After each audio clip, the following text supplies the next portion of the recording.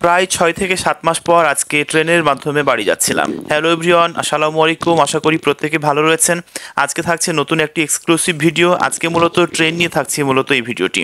তো আমি আজকে চাঁপাইনবাবগঞ্জ থেকে রহনপুর যাচ্ছিলাম ট্রেনে, যদিও মূলত মোটরসাইকেল নিয়ে যাই, কিন্তু এখন বৃষ্টির সময়, বৃষ্টি হচ্ছিল, অনেক পিচ্ছিল রাস্তাঘাট, ওই জন্যই আমরা ট্রেনে যাচ্ছিলাম। প্রথমে রেল স্টেশনে গিয়ে দুটো টিকিট কেটে নিয়েছি, কারণ দুজন ছিলাম, আমি এবং জাহিদ আমার ছোট ভাই। ট্রেনের টিকিট কেটে নিয়েছি এবং যেহেতু সময় আছে, এই ট্রেনটি ছাড়ে মূলত প্রতিদিন বিকাল 5:15। তো আমরা যেহেতু একটু আগে গিয়েছিলাম, তার জন্য পুরো রেল স্টেশনটা ঘুরে দেখছিলাম যে কি কন্ডিশন। যদিও আকাশটা মেঘলা ছিল আর প্রচন্ড মানুষ ছিল এখানে, কারণ ট্রেনের মাধ্যমে ট্রেনে উঠেই বাসায় যাবে মানুষ।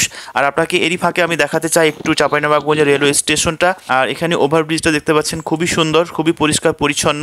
অনেক মানুষ এখানে আছে, যদিও বৃষ্টি হচ্ছে, আর ওই জন্য মূলত আমাদের আজকে ট্রেনে যাওয়া। তো আপনাকে রেল স্টেশন ঘুরে দেখাতে দেখাতে সময় হয়ে গেছে। এখন সময় 5:15। আমরা ট্রেনে উঠে গেছি, দেন ট্রেন কিন্তু শুরু হয়ে গেছে রহনপুর যাওয়ার জন্য। তো ট্রেনের মধ্যে এত পরিমাণে মানুষ ছিল যে আমি কিছু শুট নিব সেটুকু সময় পাইনি। তারপরও আমরা চলে গেলাম আমনুরা জংশনে। সেইখানে আমনুরাতে গিয়ে ট্রেন একটু থামলো 5 মিনিটের জন্য। দেখতে পাচ্ছেন আরো একটা ট্রেন এখানে দাঁড়িয়ে আছে। এইটা মূলত রহনপুর থেকে রাজশাহী যাবে, তার জন্যই। তো আমাদের ট্রেনে যারা ছিলেন তারা ওইখান থেকে নেমে কিন্তু ওই ট্রেনে উঠে গেল রাজশাহী যাওয়ার জন্য। 5 মিনিট পরে ট্রেনটি আবারও ছাড়লো রহনপুরের উদ্দেশ্যে। দেখতে পাচ্ছেন এখানে একটা ওভারব্রিজ রয়েছে, আর বৃষ্টি বৃষ্টি আকাশ, মেঘলা মেঘলা দিন ছিল এখানে।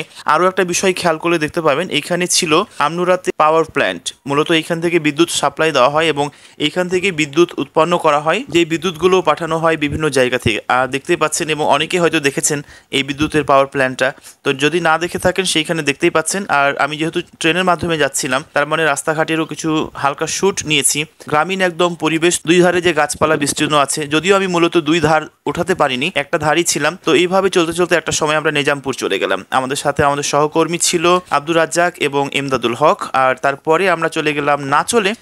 এখানে হযরত মুন্সি উচ্চ বিদ্যালয় আছে, আর সেইখানকারও একটা শ্যুট নিয়েছি। তারপরে নাচলে গিয়ে আমাদের আরও একজন সহকর্মী এমদাদুলকে বিদায় দিচ্ছিলাম।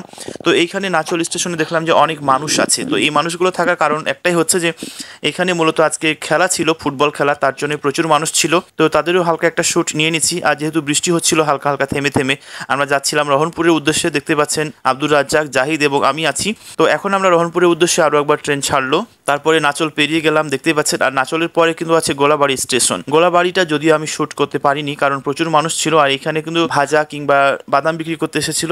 আমরা মূলত বাদামই নিয়েছিলাম খাওয়ার জন্য, তার সাথে বিট লবণ ছিল।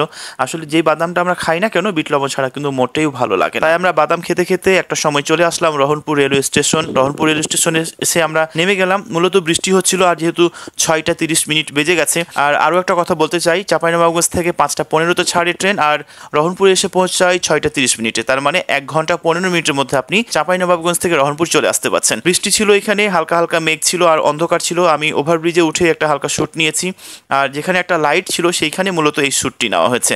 তো চলে আসলাম। তারপরে আমি অটো করে বাসায় যাচ্ছিলাম। অটো শ্যুট একদমই করতে পারিনি, কারণ প্রচন্ড মানুষ, অন্ধকার, সব বিষয় নিয়ে করা হয়নি। তো বন্ধুরা, আজকে ট্রেনের যে ভিডিওটি, চাঁপাইনবাবগঞ্জ থেকে রহনপুর এসেছি, এই ভিডিওটি আপনার কেমন লেগেছে বৃষ্টির মধ্যে জানিয়ে কমেন্টস করবেন আমাকে। ভালো থাকবেন সবাই, দেখা হবে অন্য কোনো ভিডিওতে। আজকের মতো এই পর্যন্তই। আল্লাহ হাফেজ।